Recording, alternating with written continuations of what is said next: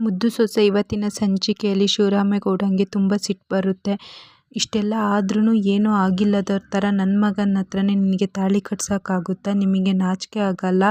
ಬೆನ್ನ ಹಿಂದೆ ಬಂದ ತಂಗಿ ಅಂತ ನಿಮ್ಮಿಬ್ರನ್ನ ಎಷ್ಟು ಚೆನ್ನಾಗಿ ನಾನು ನೋಡ್ಕೊಂಡಿದ್ದೆ. ಆದರೆ ನೀವು ನನಗೆ ಮೋಸ ಮಾಡಿದ್ರಲ್ಲ. ನೀವಿನ್ನೂ ಈ ಮನೇಲಿದ್ದರೆ ಈ ಮನೆ ಹಾಳಾಗುತ್ತೆ. ಇಲ್ಲಿಂದ ಹೊರಟ್ಬಿಡಿ ಅಂತ ಶಿವರಾಮೇಗೌಡ ಹೇಳ್ತಾನೆ. ಸಾವಿತ್ರಿ ಇದ್ದಳು, ಅಣ್ಣ ನೀನೇ ನಮ್ಮ ಕೈ ಬಿಟ್ಟರೆ ನಾವಿನ್ನು ಎಲ್ಲಿಗೆ ಹೋಗೋದಣ್ಣ ಅಂತಾನೆ ಶಿವರಾಮೇಗೌಡ. ನಿನಗೇನಾರು ಅಯ್ಯೋ ಅಂತ ಹೇಳಿದರೆ ಪಾಪ ನನಗೆ ಸುತ್ತಬಿಡುತ್ತೆ ಅಂತ ಶಿವರಾಮೇಗೌಡ ಹೇಳ್ತಾನೆ. ನೀವಿಬ್ಬರು ಇಲ್ಲೇ ಇದ್ದರೆ ನಾನು ಏನು ಮಾಡ್ತೀನೋ ನನಗೆ ಗೊತ್ತಿಲ್ಲ ಅಂತ ಶಿವರಾಮೇಗೌಡ ಹೇಳ್ತಾನೆ. ವಿನಂತಿ ಇದ್ದವಳು ಅಷ್ಟೊತ್ತಿಗೆ ಮಾವ ಅಂತ ಹೇಳ್ತಾನೆ. ಭದ್ರನಿಗೆ ಸಿಟ್ಟು ಬಂದು, ಇನ್ನೊಂದು ನೀನು ಮಾತಾಡಿದರೆ ನಿನ್ನನ್ನು ಸೌದೆ ಸೀಳ್ದಂಗೆ ಸೀಳ್ತೀನಿ ಅಂತ ಹೇಳ್ತಾನೆ. ಶಿವರಾಮೇಗೌಡ, ಭದ್ರೆ ಸುಮ್ಮನೆ ಇರು, ಸುಮ್ಮನೆ ಬಿಡು ಅಂತ ಹೇಳ್ತಾನೆ. ಹಂಗಲ್ಲ ಭದ್ರೆ ಮಾಮ ಅಂತ ವಿನಂತಿ ಹೇಳೋತ್ತಿಗೆ, ನಮ್ಮಪ್ಪನ ಜೈಲಿಗೆ ಹೋಗಿ ಶಿಕ್ಷೆ ಅನುಭವಿಸೋಂಗೆ ಮಾಡ್ದಂಗೆ ಏನು ತಪ್ಪೇ ಮಾಡಿಲ್ಲದ ನನ್ನ ಅಮ್ಮಿ ಮೇಲೆ ಶಿಕ್ಷೆ ಬರೋಂಗೆ ಮಾಡಿದ್ರಿ. ಅವಳು ನೋವು ಅನುಭವಿಸೋಂಗೆ ಮಾಡಿದ್ರಿ. ಈಗ ಏನು ಗೊತ್ತಿಲ್ಲದವ್ರ ಥರ ವಾದದ ಮೇಲೆ ವಾದ ಮಾಡ್ತೀಯ ಅಂತ ಭದ್ರೇಗೌಡ ಹೇಳ್ತಾನೆ ವಿನಂತಿಗೆ. ಇಷ್ಟೆಲ್ಲ ಆದಮೇಲೆ ನೀವು ಈ ಮನೇಲಿರೋಕ್ಕೆ ಆಗಲ್ಲ, ಹೋಗಿ ಅಂತ ಹೇಳ್ತಾನೆ ಭದ್ರೇಗೌಡ. ಹಿಂಗೆ ಹೇಳಿದರೆ ಆಗಲ್ಲ, ಅವ್ರನ್ನ ಕುತ್ತಿಗೆ ಹಿಡಿದು ಸಮೇತ ಅವ್ರನ್ನ ಹೊರಗಾಕಬೇಕು ಅಂತ ಶಿವರಾಮೇಗೌಡ ಹೇಳ್ತಾರೆ. ಅಷ್ಟೊತ್ತಿಗೆ ಸಾವಿತ್ರಿ, ಅಣ್ಣ ನೀನು ಈ ಮಾತು ಹೇಳ್ತಿರೋದು ಅಂತ ಸಾವಿತ್ರಿ ಹೇಳ್ತಾಳೆ. ವಿನಂತಿ ಸಾವಿತ್ರಿನ ಶಿವರಾಮೇಗೌಡ ಭದ್ರ ಹೊರಗೆ ಹಾಕ್ತಾರೆ. ಅಷ್ಟೊತ್ತಿಗೆ, ಅಣ್ಣ ಇದೊಂದು ಸಲ ನನಗೆ ಕ್ಷಮಿಸ್ಬಿಡೋಣ ಅಂತ ಸಾವಿತ್ರಿ ಹೇಳ್ತಾಳೆ. ಕ್ಷಮಿಸದ? ನಾನು ಎಷ್ಟು ಅವಮಾನ ಅನುಭವಿಸಿದೆ. ಆ ಪೊಲೀಸ್ ಜೈಲಲ್ಲಿ ಹೇಗೆಲ್ಲ ನರಕ ಅನುಭವಿಸಿದ್ದೆ, ಅದು ನಾನು ಯಾವತ್ತೂ ಮರೆಯೋಕ್ಕಾಗಲ್ಲ. ನೀವಿಬ್ಬರು ಇಲ್ಲಿರೋದು ಬೇಡ, ನೀವಿಬ್ಬರು ಇಲ್ಲಿಂದ ಹೋಗಿ ಅಂತ ಹೊರಗೆ ಹಾಕ್ತಾರೆ. ವಿನಂತಿ ಹೇಳ್ತಾಳೆ, ಮಾವ ಈಗಾರು ಒಂದ್ಸಲ ನನಗೆ ಕ್ಷಮಿಸು ಅಂತ. ಶಿವರಾಮೇಗೌಡ ಇದ್ದನು, ಗೋವಿಂದ ಇವ್ರನ್ನ ಫಸ್ಟ್ ಇಲ್ಲಿಂದ ಕಳಿಸು, ನಾನೇನಾದ್ರು ಇವ್ರಿಗೆ ಮಾಡೋದ್ಕಿಂತ ಮೊದಲು ಇವ್ರನ್ನ ಇಲ್ಲಿಂದ ಫಸ್ಟ್ ಕಳಿಸು ಅಂತ ಹೇಳ್ತಾನೆ.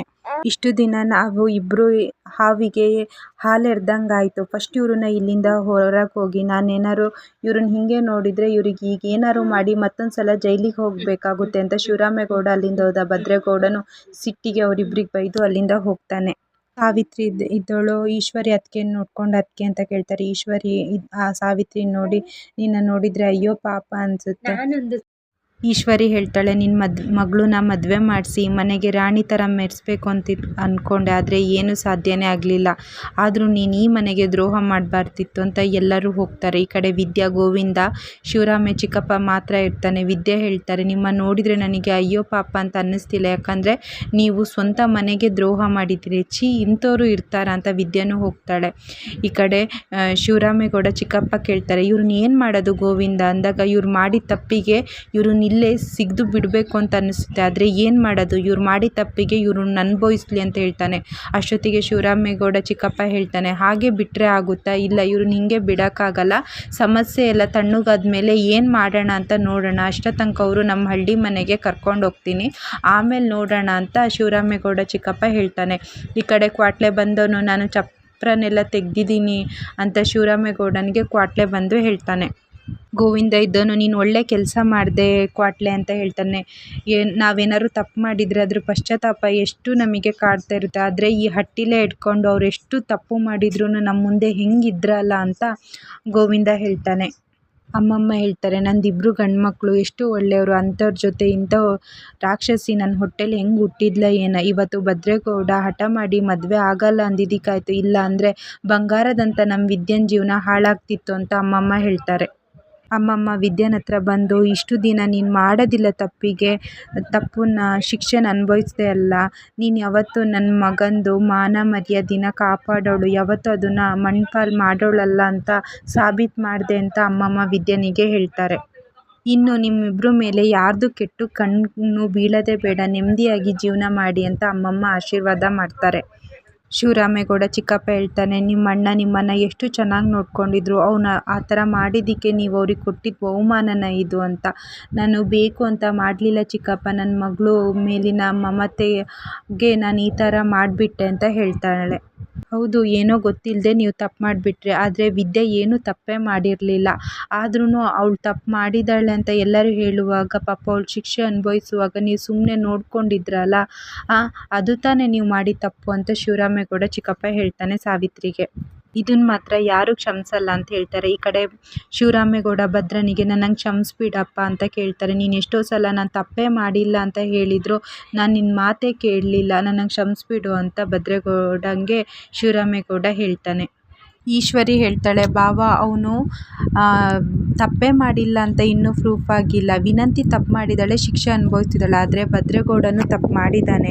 ಹೀಗೆ ವಿನಂತಿಗೆ ಅನ್ಯಾಯ ಆಗಿದೆ ಅಲ್ಲ, ಅದಕ್ಕೆ ನೀವು ಪರಿಹಾರ ಕೊಡಲೇಬೇಕು ಅಂತ ಈಶ್ವರಿ ಹೇಳ್ತಾನೆ. ಅಷ್ಟೊತ್ತಿಗೆ ವಿದ್ಯಾ ಇದ್ದವಳು, ನನ್ನ ಗಂಡ ತಪ್ಪು ಮಾಡೇ ಇಲ್ಲ, ಅವರು ಈ ಮಾವನ ಜೈಲಿಗೆ ಕಳ್ಸಂಗೆ ಹೇಗೆ ಸಂಚು ಮಾಡಿದ್ರೋ ಇದರಲ್ಲೂ ಏನೋ ಸಂಚು ನಡೆದಿದೆ, ಹಾಗಾಗಿ ನನ್ನ ಗಂಡ ಏನೂ ತಪ್ಪೇ ಮಾಡಿಲ್ಲ, ಇನ್ಯಾಕೆ ಮದುವೆ ಆಗಬೇಕು ಅಂತ ವಿದ್ಯಾ ಹೇಳ್ತಾಳೆ. ಅಷ್ಟೊತ್ತಿಗೆ ಅಲ್ಲಿ ಲೊಚ್ಕೊಡುತ್ತೆ. ಈ ಕಡೆ ಶಿವರಾಮೇಗೌಡನ ಚಿಕ್ಕಪ್ಪ ಹೇಳ್ತಾರೆ, ನೀನು ಅವತ್ತೇ ಒಪ್ಕೊಂಡು ಬಿಟ್ಟಿದ್ರೆ ನೀನು ದೊಡ್ಡೋಳಾಗ್ತಿತ್ತು, ನಿನ್ನನ್ನು ಕ್ಷಮಿಸ್ತಿದ್ರು ಎಲ್ಲರೂ ಅಂತ ಸಾವಿತ್ರಿಗೆ ಶಿವರಾಮೇಗೌಡ ಚಿಕ್ಕಪ್ಪ ಹೇಳ್ತಾನೆ. ಸದ್ಯಕ್ಕೆ ಈ ಹಟ್ಟಿ ಬಾಗಿಲು ನಿಮಗೆ ಮುಚ್ಚಿದೆ, ಆದರೆ ಯಾವತ್ತಾದರೂ ನಿಮಗೆ ತೆರೆಯುತ್ತೆ, ಕಾಯಬೇಕು ಅಷ್ಟೇ, ತಾಳ್ಮೆಯಿಂದ ಕಾಯಬೇಕು. ಬನ್ನಿ ಈಗ ನಮ್ಮ ಮಟ್ಟಿಗೆ ಹೋಗೋಣ, ಕಾರ್ ಹತ್ತಿ ಅಂತ ಶಿವರಾಮೇಗೌಡ ಚಿಕ್ಕಪ್ಪ ಸಾವಿತ್ರಿ ಮತ್ತು ವಿನಂತಿಗೆ ಹೇಳ್ತಾರೆ. ಸಾವಿತ್ರಿ ಮತ್ತು ವಿನಂತಿ ಕಾರ್ ಹತ್ಕೊಂಡು ಹೋಗ್ತಾರೆ. ಈ ಕಡೆ ಶಿವರಾಮೇಗೌಡ ಹೇಳ್ತಾನೆ, ನಿನ್ನೆ ಮೊನ್ನೆ ತಾಳಿ ಕಟ್ಸ್ಕೊಂಡು ಬಂದಿರೋ ವಿದ್ಯಾನಿಗೆ ನನ್ನ ಮಗ ಏನೋ ಅವನೇನೇ ತಪ್ಪು ಮಾಡಿಲ್ಲ ಅಂತ ಅನ್ನಿಸ್ತಾ, ಆದರೆ ಚಿಕ್ಕವರಿಂದ ನೋಡಿರೋ ನಮಗೆ ಹಂಗೆ ಅನ್ನಿಸ್ಲಿಲ್ಲ. ಇವರು ಇಷ್ಟೆಲ್ಲ ಸಂಚು ಮಾಡಿದ ಮೇಲೆ ಇದಕ್ಕೂ ಒಂದು ಸಂಚು ಮಾಡಿದ್ದಾರೆ ಅನ್ನೋಕ್ಕೆ ಏನು ಗ್ಯಾರಂಟಿ, ಅವರು ಏನೋ ಸಂಚು ಮಾಡೇ ಈ ಥರ ಎಲ್ಲ ಮಾಡಿದ್ದಾರೆ ಅಂತ ಶಿವರಾಮೇಗೌಡ ಹೇಳ್ತಾನೆ. ಗೋಪಾಲ ಹೇಳ್ತಾನೆ, ಇಷ್ಟು ದಿನ ತಪ್ಪು ಮಾಡಿರೋದು ವಿನಂತಿ, ಆದರೆ ವಿದ್ಯಾ ಪಾಪ ತಪ್ಪಿಗೆ ಶಿಕ್ಷೆ ಅನುಭವಿಸಿದ್ಲು, ಹಾಗೇನೆ ಇದರಲ್ಲೂ ಏನೋ ಸಂಚು ನಡೆದಿದೆ, ಸುಮ್ಮನೆ ನಮ್ಮ ಭದ್ರೇಗೌಡ ಶಿಕ್ಷೆ ಅನುಭವಿಸೋದು ಬೇಡ, ಇಲ್ಲಿಗೆ ಇದನ್ನ ಬಿಟ್ಬಿಡಿ ಅಂತ ಗೋವಿಂದ ಈಶ್ವರಿಗೆ ಹೇಳ್ತಾನೆ. ಶಿವರಾಮೇಗೌಡ ಹೇಳ್ತಾನೆ, ನನ್ನ ಮಗ ಇಷ್ಟಪಟ್ಟು ಮದುವೆ ಆದ, ಆದರೆ ಅವಳಿಂದನೇ ನಾನು ಜೈಲಿಗೆ ಹೋಗೋ ಅನ್ನೋ ಸಿಟ್ಟು ಕೋಪದಿಂದ ನೀನೇನು ತಪ್ಪು ಮಾಡಿಲ್ಲ ಅಂದರೂ ನಿನಗೆ ಶಿಕ್ಷೆ ಕೊಟ್ಬಿಟ್ಟೆ, ನನ್ನನ್ನು ಕ್ಷಮಿಸ್ಬಿಡು ಅಂತ ಕೈ ಮುಗಿಯೋಕ್ಕೆ ಹೋಗ್ತಾನೆ. ಅಷ್ಟೊತ್ತಿಗೆ ವಿದ್ಯೆ ಇದ್ದಳು, ಮಾವ ನೀವು ನನ್ನ ಕೈಗೆ ಮುಗಿಯೋದ, ಬೇಡ ಮಾವ ಅಂತ ವಿದ್ಯೆ ಹೇಳ್ತಾಳೆ. ನೀವು ತಪ್ಪು ಮಾಡೋಕ್ಕೆ ಸಾಧ್ಯ ಇಲ್ಲ ಮಾವಯ್ಯ, ನನಗೆ ಸ್ಫೂರ್ತಿನೇ ನೀವು, ನಾವು ತಪ್ಪೇ ಮಾಡಿಲ್ಲ ಅಂದರೆ ಯಾರ ಮುಂದೆನೂ ಕುಗ್ಗಿ ಇರಬೇಕು ಅಂತ ಏನೂ ಇಲ್ಲ, ಧೈರ್ಯವಾಗಿ ಮಾತಾಡ್ಬೋದು ಅಂತ ಹೇಳ್ಕೊಟ್ಟಿದ್ದೆ ನೀವು ಮಾವಯ್ಯ, ಹಾಗಾಗಿ ನೀವೇನು ತಪ್ಪು ಮಾಡಿಲ್ಲ ಅಂತ ಹೇಳ್ತಾರೆ. ಇಷ್ಟು ಇವತ್ತಿನ ಸಂಚಿಕೆಯಲ್ಲಿ ನಡೆದಿದೆ. ಈ ವಿಡಿಯೋ ನಿಮ್ಗೆ ಇಷ್ಟ ಆಗಿದ್ದರೆ ಲೈಕ್ ಮಾಡಿ, ಶೇರ್ ಮಾಡಿ, ಹಾಗೆ ಚಾನಲ್ನ ಸಬ್ಸ್ಕ್ರೈಬ್ ಮಾಡಿ.